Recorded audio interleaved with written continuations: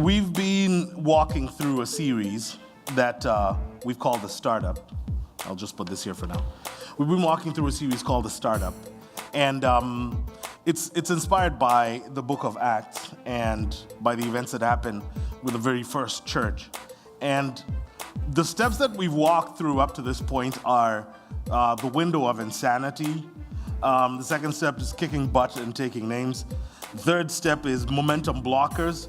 And then last weekend, we talked about celebrating resistance. So these are phases that startups kind of walk through. The window of insanity is that moment when you decide to go for something that everybody around you is not quite sure about.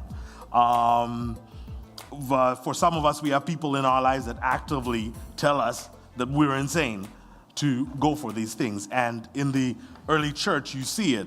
They're like, these guys have had too much to drink, blah, blah, blah.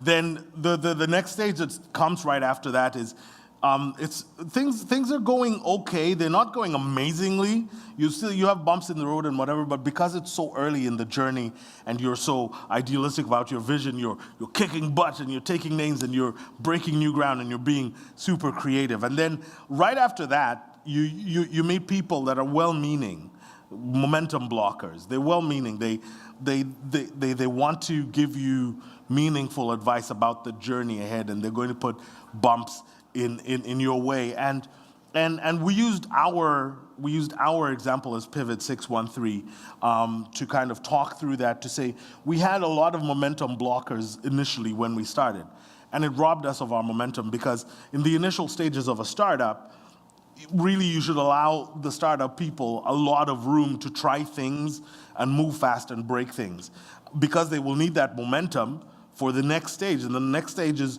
actually when you're facing active resistance. And this is what the early church stepped into. They started to get imprisoned, thrown in jail, and all this stuff. They started to warn them directly, like, do not speak about this guy. And startups reach this phase we learned. It's the lesson of major setbacks and big disappointments. In fact, the early church went through these stages. You see, we're going to read from the book of Acts. This week, I do not have a handout, but I know that most of you have smartphones. So can you pull out your smartphone, Google Acts chapter 6 or something? If you have the Bible app on your phone, you can open the Bible app and open Acts chapter 6. But Google Acts chapter 6, and let me set it up for you, because we're going to start reading.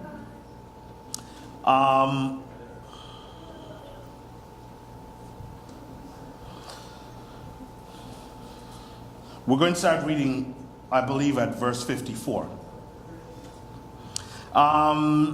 If you can find a version as well in your Googling, search for the Message version. I prefer the Message. I prefer to use the Message. So let me set this up for you. What was happening in Acts chapter 6 is, the events leading up to this point is that this group of people, these early followers of Jesus, they would gather together, they'd sell all their property, and they'd start to live together in communities. And what was happening was that over time, the distribution of resources among these people was falling down a little bit. There was an uneven distribution of resources. The people who were coming to Christ primarily spoke two languages. They either spoke Hebrew or Aramaic, or they spoke Greek. There were people who spoke Greek, there were people who spoke Hebrew, and the Greek people were being shafted in the rations of the groups. And it's understandable. The Greek speakers were a reminder of the circumstances that these people were living in. You see, the early church was started in Palestine, and these people in Palestine at that time were under Roman occupation. And the Romans had basically co-opted the language of the civilization, great civilization that had come before them, the Greeks. And so they came with this Greek language to Palestine, and as they colonized these people, they forced them to learn the Greek language. So you'll find, like Paul, who's one of the early followers of Christ, who wrote a lot of the New Testament, he spoke Greek. And Jesus spoke a little Greek, even though he was from a water country. But generally, this was a divider. If you were a collaborator with the opposing people, you spoke Greek, and you were identified that way. Some people had been naturalized that way. And there was animosity towards these people. I think there was animosity, and this is why there was not even distribution of resources. And so, what happened is that the early followers of Jesus, especially the 12 men, they realized that the work of kind of administering this group of people, they were over 5,000 people at this point, was just too much. So they raised up a new group of leaders below them, who they called deacons. And Stephen was one of them. And Stephen distinguished himself as an administrator. He was really good at his job. And he went even far beyond the tasks that were given to him. As in Acts chapter 6, it says, he was brimming with God's grace and mercy. He was smart. He went toe-to-toe with some rabble-rousers. And they tried to argue him down, and they tried to shout him down. And it didn't work. And so these rabble-rousers went and bribed people to go to the chief priests and lie about him. And because of this, he was arrested. Like Peter and John, who we talked about last week, Stephen was arrested. Now, the circumstances of his arrest are different than Peter and John's. Circumstances of his arrest are that the chief priests, the high priests, the religious leaders of the time, had told them, do not talk about Jesus. And they'd whip them, and then they'd let them go. So Peter is arrested, he's dragged before these guys, and they're like, he's been talking about Jesus.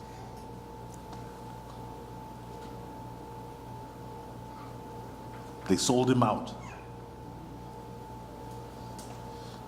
And so the high priest, chief priest, the Sanhedrin, they're like, explain yourself. Explain yourself. Why are you doing the very thing we warned your followers not to do? And Stephen does something that most of us would never have the courage to do. He defends his faith. He stands up for what he believes. He says, this is what I believe. And he launches into this whole big thesis of his faith. And it goes all the way from the end of Acts chapter 6. It goes into Acts chapter 7. He talks and talks and talks and talks. And at the end of Acts chapter 7, they lose it. So I'm sorry, I told you guys to look for Acts chapter 6. Let's flip forward to Acts chapter 7. And let's start at verse 54. When you're in Acts chapter 7, verse 54, say, yeah, baby. Yeah.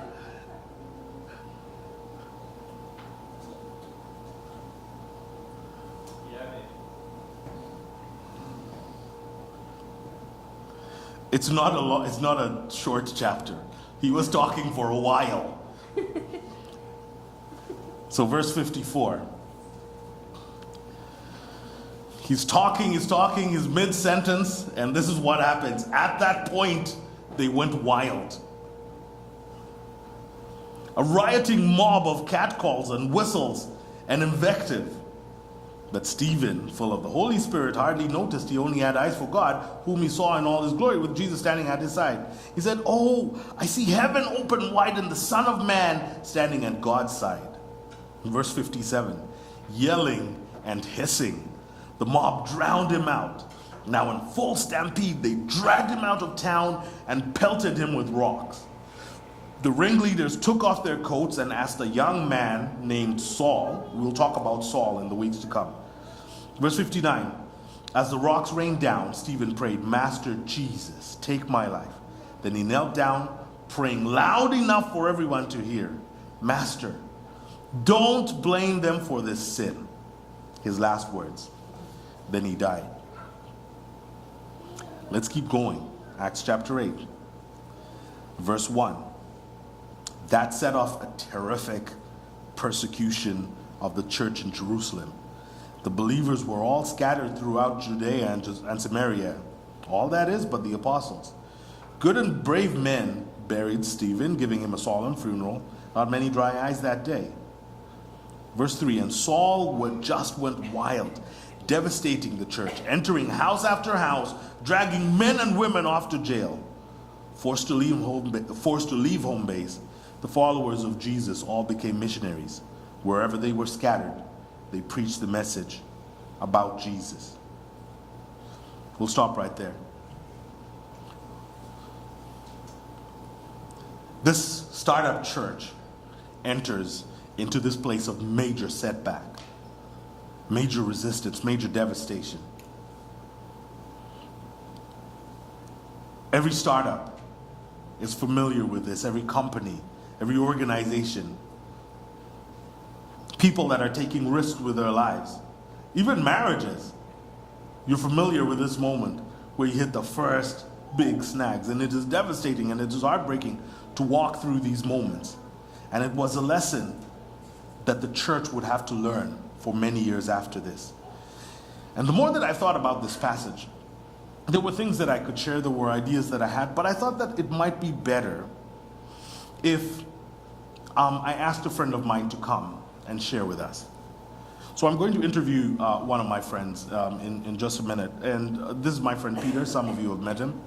And Peter has started a bunch of businesses over the course of his life. And he's also been a part of a startup church many years ago. And I've admired how he's persevered through all these things and come out on the other side without becoming cynical about the journey. And so I thought that instead of me sharing the lessons from this point on, I thought that I'd invite Peter and that I'd ask him a few questions and that perhaps we would learn from his responses. So if you don't mind, please welcome my friend Peter. Yeah. Psyche. I am very analytical in my thinking and very systematic in my approach. So if there's questions asked about stuff, I may not remember what actually went down at the time because my systematic approach would have sort of bypassed some of the emotions of what was going on, and the emotions may not have stayed with me.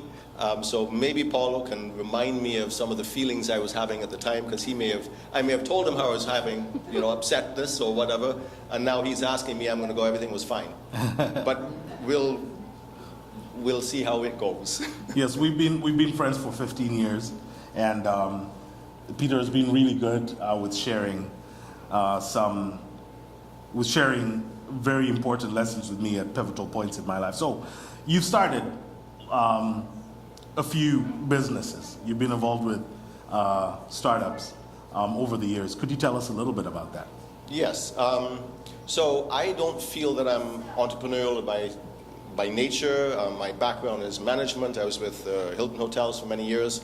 I studied hotel management, and my intention was to grow and move up the corporate chain. So I didn't really have this sort of business mentality of wanting to be my own boss or run my own show type thing. But at some point I saw a need to change out of the direction I was going in. And through seeing needs is what inspired me to get involved with different businesses. So I've opened, let's say, 3 businesses. I've been involved with more than that, but we'll probably key in on the 3 businesses and the most recent ones that I've been involved with. And they've all started through a need. The first one, I saw a lineup of maybe 25, 30 people on a Sunday morning out in the cold, lined up waiting for a business to open up. And not handling the cold myself, I couldn't understand why people would line up outside in the cold on a Sunday morning just to wait for a door to open. And I saw that happen 2 Sundays in a row, and then I decided there must be a need for that kind of service. I looked into it and decided it was a service that both my wife and I could get involved with. And that's how we started our first business. And I can explain the first business in a little while longer. The second business is, while we had the first business, we had a need. Some of our upholstery was falling apart and didn't know what to do about that, and did some research and went to some upholsterers and found that it was going to be too expensive for us. And that night I read an article about a business person in Denver, Colorado, who had opened up a business actually fixing problems like mine. I never knew that existed. How do you actually fix something without replacing it?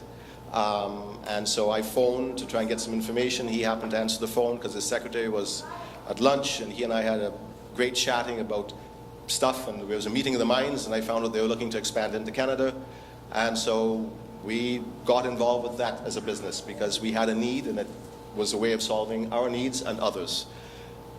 With that second business, we had some problems trying to communicate information to one of our suppliers, and they said, well, why don't you find a way of doing that via computers?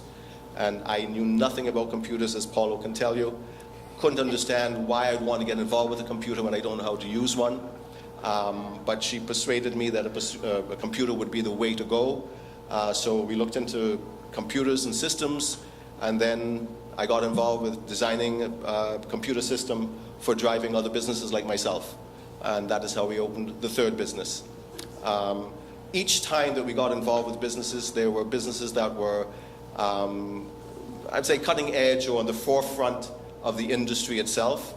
And so difficult to try and break ground when it's something that is very new to the general population. So that's how I started businesses, was through a need. I needed something, I needed a pair of shoes, couldn't find a pair of shoes, so I made my own. That kind of thing.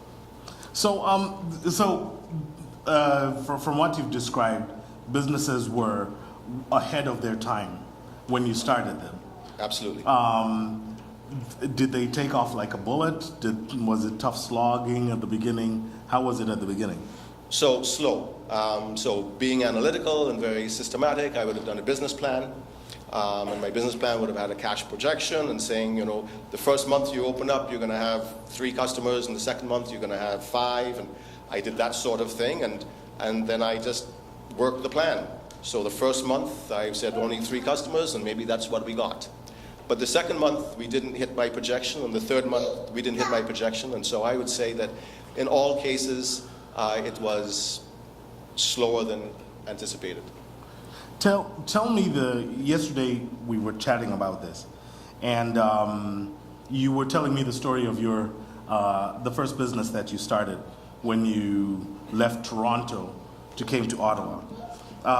Tell us a little bit about that, and like when you started your second location and some of the challenges that were. Okay, so that business in particular, we were running suntan studios, which would have been controversial then, maybe controversial now in terms of suntanning. Is it good for you or is it not, and that sort of thing. I did my research and felt that it was a service that provided a need. Having come from Barbados, we used to see a lot of North Americans come down day 1, and day 2 they actually weren't North Americans, they were lobsters because they turned red from burning. And so we felt that the suntan studios were a way of helping people prepare for trips down south. And so, but it was still cutting edge, it was still not an industry that had grown, and we needed financing. In all cases, with all of my businesses, they were not, we did not have any venture capital, we didn't have anybody helping us, we didn't have any deep pockets, so I had to go to the bank and get a small business loan for every single business we've done, which means writing a business plan and encouraging and persuading the business, the branch manager or whoever you're dealing with to lend you their money. So Peter, can I interject here? Yes.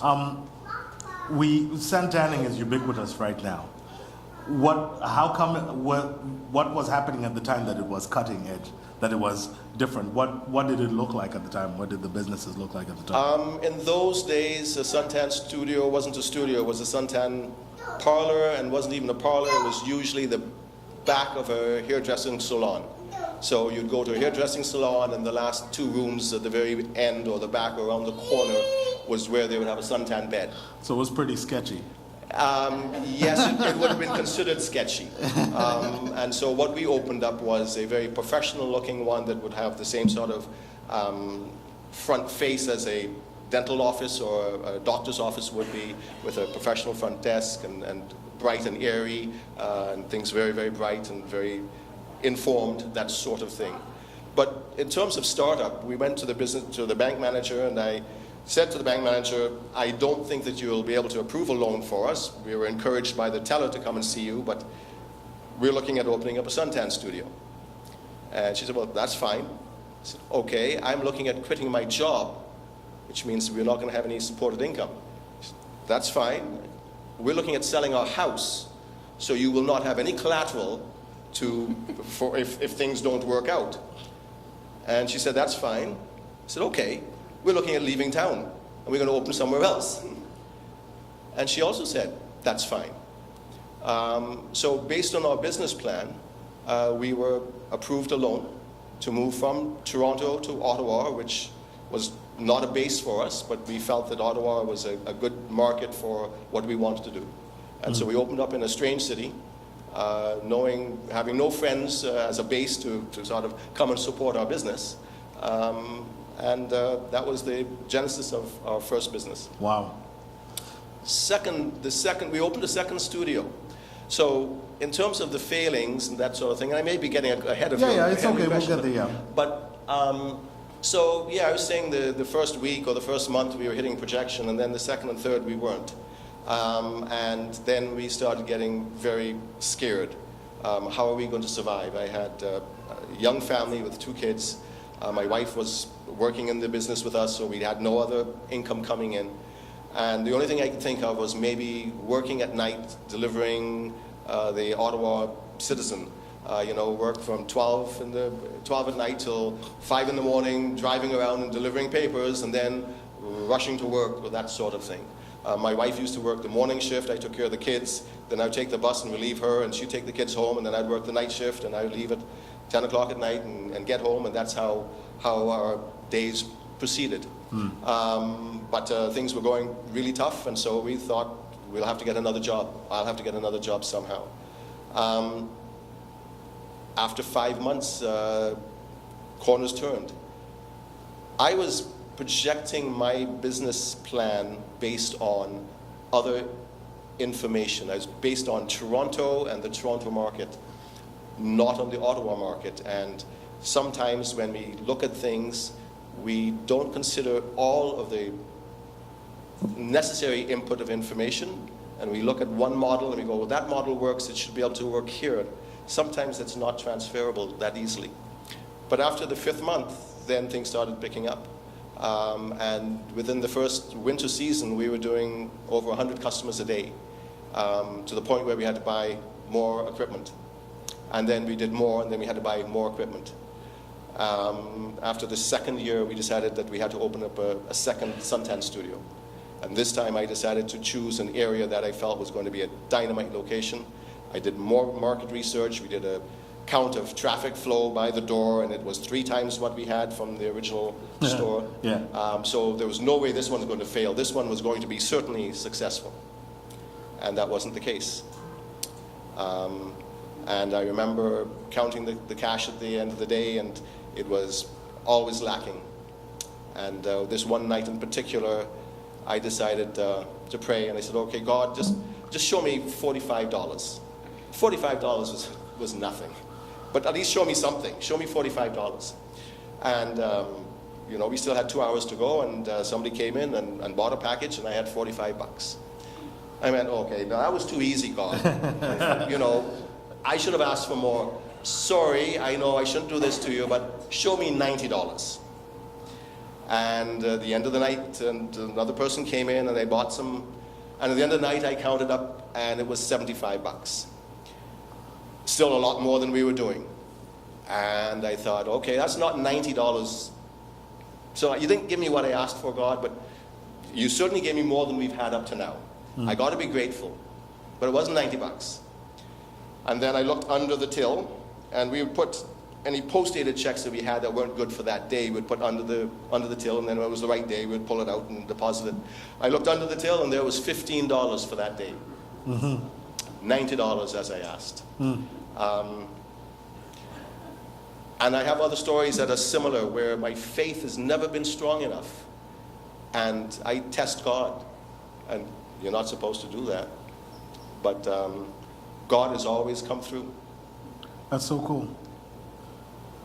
Yes, that story really touched me when you told it to me, when you told me about it yesterday.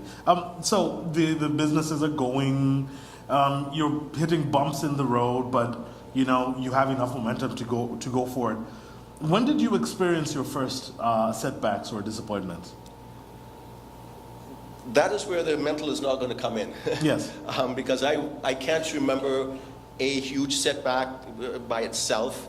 There were some times where rent was hard to pay, and then we weren't sure whether we'd continue or how to continue, and we'd go and talk to the landlord, and the landlord wasn't open to the idea of deferring the rent. So those have been rough times, but I can't remember a huge setback like that, certainly not in that business. The second business we opened, one of our setbacks was losing a client. We had a large client, and we worked hard to gain their business, and still trying to expand the business. And I'd done some other sales calls and spoke to another retail outlet, and told them who we were, and they said, well, I don't know why we'd want to engage you. You're twice as much as the person we're paying right now. And so I felt that sales call wasn't going to be productive. One morning I was driving to Carlton Place, and so the retailer that was dealing with me and giving me good business called and said, we've decided to change things a bit. Instead of just using you, we're going to start using a few other companies. It's good for us to share some of the workload around. And I said, well, why would you want to do that if you're very happy with what we do and you're happy with our price? I mean, why would you want to do that? Well, we just think it's a good model for us right now. And I got off the phone very discouraged because this was our largest source of income. And I remember just driving and just thinking, here is another big bump in the road. And then the phone rang. And that retailer that we were going to charge twice as much as their previous supplier called and said, we want to take you on. And why would they do that when we're charging them twice as much as the original? And I just hit the steering wheel with my thumb, or with my fist, mad at myself for not having trust in God. Like, one door closed and another door opened up so quickly, unexplainable. Or I couldn't explain it, but we can explain it now, but I couldn't explain it at the time. So the time, I'm thinking of a specific season, 2 seasons. One of the things that Peter did that cemented our friendship in the early days was I needed a little extra money. I was flying to Uganda and I needed a little extra spending money when I was going, and he has a contract at one of the museums in the city, and so he was like, come, it's back-breaking work, and it was. My back hurt like crazy because we were lifting up furniture and scraping off the whatever and marking all the places that need to be fixed. And when you're walking through these museums downtown, you don't realize how much leather furniture there is, but there's a ton, and they're huge. And we were working with a bunch of staff. Anyway, I worked with him. He paid me for that, and there were a bunch of people that were working with us around that time. But I distinctly remember our conversations during the financial crash a couple of years ago, when you no longer had enough business to pay all your employees, and you had to let almost all but one go. And then a couple of years later, this one employee that you had started with, that you'd kept on during the financial crisis, left and started a business to compete with yours. Talk to us a little bit about that, because I know in my mind that those were like big setbacks. Yeah, so I don't remember them. No, for sure I do. So the first part was when there was the financial crunch. And I was growing my business so that we would be stable. I hired more staff so that if one staff left, I would have enough to be backed up. I introduced a computerized scheduling system that was very, very new and ahead of its time. but it allowed all of my customers to be able to log in and see what work was being done for them on their behalf 24 hours a day. Nobody else had that. It was a brand new system that was designed by me and a partner. And so we'd set up things to be a very solid business that would not be blown off its feet very easily, not expecting a financial crash. So the financial crash happened. I had a lot of staff, and I looked at my cash projections, and there was no way that things were going to get better. And over the many years of running businesses, I had used business plans, worked plans, and the plans always, if you work hard on your plan, things will usually line up in terms of advertising, in terms of growing. And no matter what I did, no matter what ideas I came up with, business was failing. And I just could not come up with any other ideas. I had just exhausted myself. And so I finally gave up. I stopped, I knelt down, I prayed to God and said, there's nothing else I can do on my own that is making a difference. Every time I do things that I think is right, it doesn't make enough of a difference. So I'm going to stop, God, and I'm going to give it totally up to you, and you just do what you want with it. Ever since then, I have stopped planning. I no longer am, which is the wrong thing to do in business in general, but it was the right thing for me to do at that point. Because at that stage, up to that stage, my planning had got me where I was. We were successful to that degree, but not anymore. And so at that point, I stopped planning. I gave it up to God, and I haven't planned since. And now I'm retired.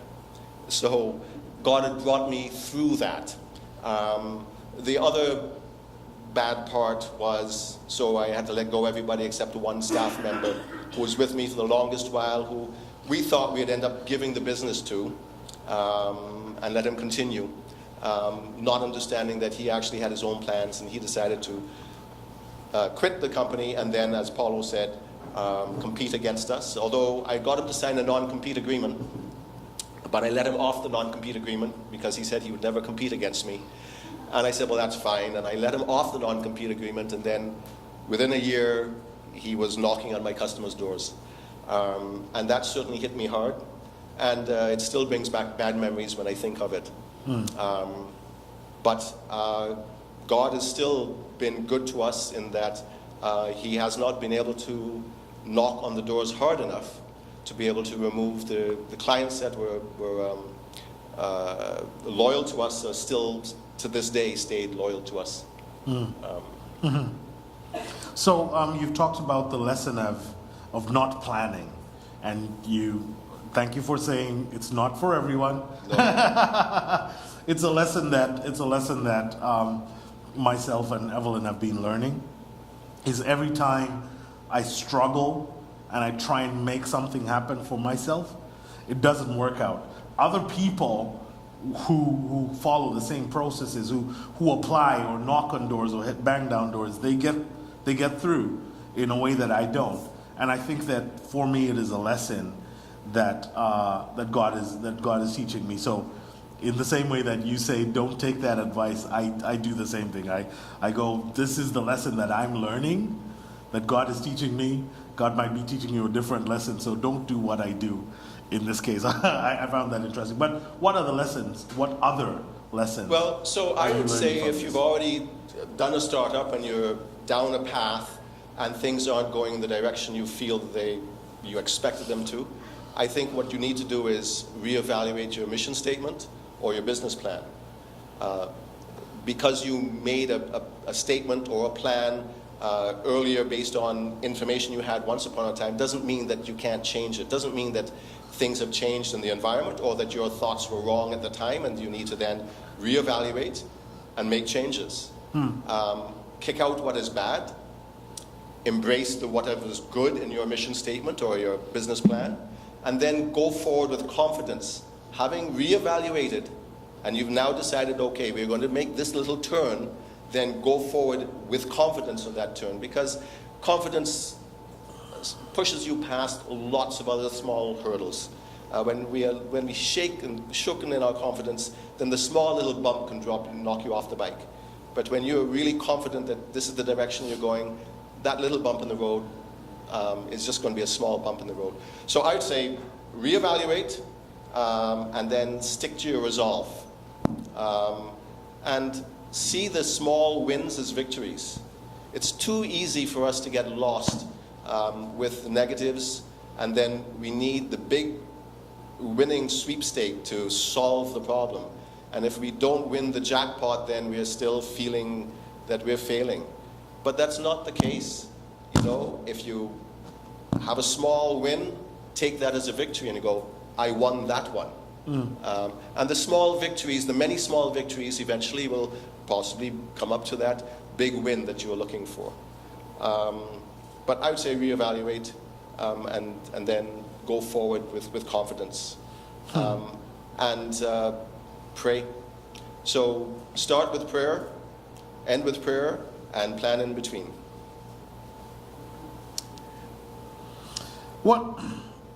This is a question just off the top of my head. Allow me to ask it. Have you ever taken these lessons and applied them at a personal level, not just in business, but have you ever taken them out of your business and like applied them in your family or in other situations? Not that I can think of, but my life has always been business. So I'm just learning now how to live outside of business. Not that I can think of, unless you can remind me of situations that I may have told you of that I've forgotten. No, there was nothing off the top of my head that I was going towards. I was just, it was just a question that kind of came out of this. No, I would say one of the mistakes that I may have made is just because something worked for Paul doesn't necessarily mean it's going to work for Peter. Just because you have a good idea doesn't mean that by itself it's going to work. So a good idea is great, but it needs prayer and it needs effort. And it's a lot harder to get a plane off the ground. It takes a lot more fuel and energy to get a plane off the ground than it does once it's up and it's soaring. And so for small businesses or business startups, I think I had underestimated the amount of energy and effort and the constant effort is required. And just because Paul worked for Paul doesn't mean that cookie cutter is going to actually work for you. You may have to change. Paul may be on the road when people are driving home, and you may have opened up on the other side of the road right opposite Paul, but that's the road people coming into work, and when they're going home they don't want to cross the street. Something as simple as that. And watch out for comparisons. You know, there's a statement that says comparison is the thief of joy. You know, we compare ourselves to the person across the street all the time, and then all of a sudden we're not happy with what we have. I think if we decide that we want to move in a certain direction, and once we are able to accomplish that, whatever's happening across the street, that's good for them. But as soon as we start comparing, it can always take away from the joy of where we're at. Comparison is the thief of joy. Yes. Not that wasn't, I didn't coin that phrase. Yes. I don't want to take credit for that. We'll Google it and find out who actually said it. What about churches? You've been a part of startup church in your past. Yes. Did it always go smoothly? What happened there? So no, I would say the same thing in terms of the way it started. It was started with a need. Back in the day when church services were more traditional, there was an assistant pastor who decided he wanted to try a contemporary or a modern service, and we felt that it talked to us, and if it was talking to us, it must talk to a lot of other people that were looking for something that was a little more contemporary. And so when he decided to do a church startup, he asked if I would be involved, and we were happy to be of assistance. He took me on as a drummer, and I'd never drummed, and so here was an opportunity of me drumming when I was always dreamt to be a drummer, but was never a drummer before, and here is somebody saying, yeah, you can do it, just do that, and well, okay, fine. And so we started with great intentions, And we had some ups and downs. One of our ups was we were invited to play at Andrew Hayden Park to do an outreach, and we did a few other outreaches where we thought, well, this is great. This is allowing the general public to see who we are, and then next Sunday we're going to need extra chairs. Well, that's not always the way it works. Yeah. And so we did have disappointments even with the church startup, realizing that it takes a while. It takes dedication from the congregation that's going. It takes dedication from the team that is ministering. Yeah. And it takes prayer and it takes God. So your company is moving. You hit your first. You hit major setbacks along the way. This is the application point. How did you retool? How did you get past these things in a way that made you stronger, more resilient for the future? Just by analyzing, looking at what I think we were doing and what wasn't working, and then trying to find another direction. It may have not have been the comfortable. I may have been going in the comfortable direction. Then we had to find other directions that may have been uncomfortable. Yeah. But I would say by analyzing and then changing direction, retooling in that way. So we're actually going to be doing this next month. In July, we're going to shut things down for a month, and we're going to go through Hack Sundays, a whole month of Hack Weeks, where we kind of look at everything to do with our little church startup and say, how can we make it better? And I've put the word out. I've said, I need you guys on this journey with us. I need all your creative juice and whatever, and let's hack Pivot 613 and let's see how we can go forward. So we're going to be retooling as well. I think that's an awesome idea. Yeah. Yeah. I'd like to be there. So biggest mistakes. What's like one thing that you did that you're like, man, we shouldn't have done that? Wow. Paulo, nothing comes to mind. I mean, apart what about mistakes with your attitude? Sure. I felt that if you can offer something to people that is of benefit, they're going to be very happy to make use of it. And I've found that that's not always the case. People always want something that is going to actually put something in their pocket and not just benefit them. I went to market myself. I went to travel agents and I said, we have a suntan studio. Your people who want to travel, they want to go tanning when they arrive in the Bahamas or wherever. How about we offer them a really huge discount on tanning, and this is something you can offer them as a benefit for them giving you business. And I thought the travel agents would go, oh, wow, added benefit to our customers, this would be great. And I got, no, are you paying me to do this? And so that kind of attitude, I realized that offering something, unless it's actually putting monetary in their pocket, it's not necessarily something people are going to want to do. That's interesting. I don't know how that applies biblically, but it's interesting. Okay, so this is the bonus round. Okay. I've asked you a bunch of questions, but I'm sure there's other stuff that you were thinking about coming to this moment that you're like, ooh, I'd really like to make sure I say this. So probably I've rambled a bit, but one last thing I would probably like to talk about is failure.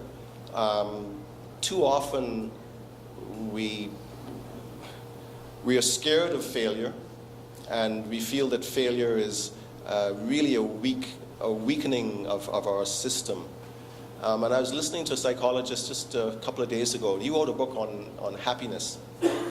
And research has shown that those people who have gone through the ups and downs, failures as well as coming out of the failures and then back into failures again, those people tend to be a lot more resilient, a lot more robust, a lot more balanced than somebody who's only soared through the skies. And I sort of see that equivalent to me trying to play hockey. I can't even skate, going on the ice and being knocked down by someone just skating by me.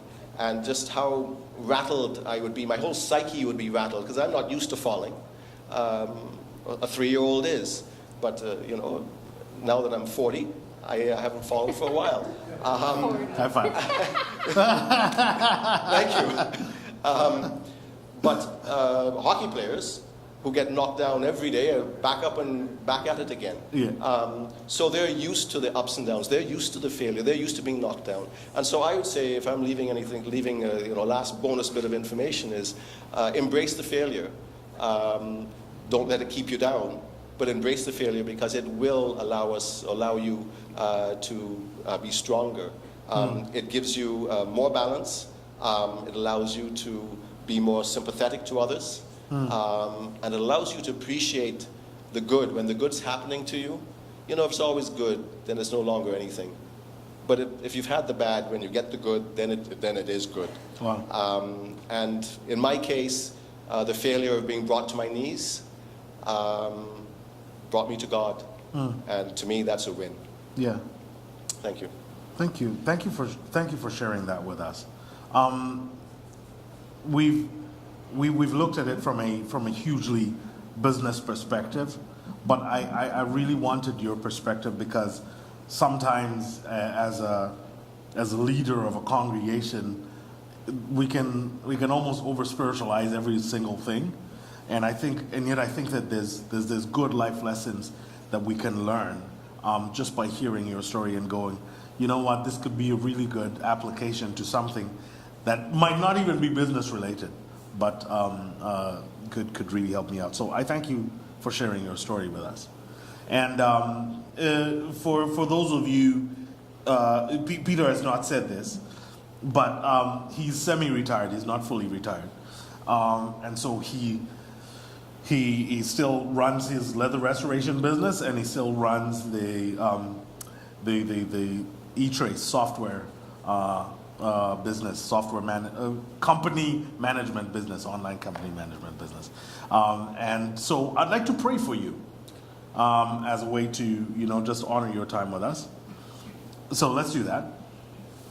God, I thank you so much for Peter, and I thank you for his life, his really cool, interesting life, where he would not even describe himself as a risk taker, but he's done, interestingly, all these really cool things. And I thank you for his life, that his life can be a lesson to us, and that we can glean from it, and that we can learn from it, and that here at Pivot 613 we have benefited from his friendship, and from his energy, and from his time. And Lord, I pray that you will bless his business. I pray that you will put open doors for him that he was not expecting, and that as he walks through this season where he's just completely let everything go and he's just on his knees before you, that you will prove yourself time and time again to him.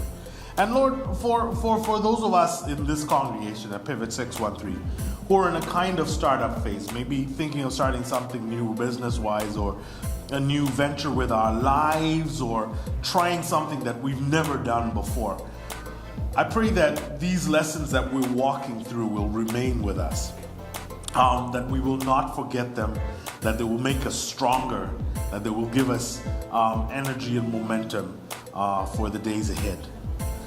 All this we pray in Jesus' name. Amen. Amen.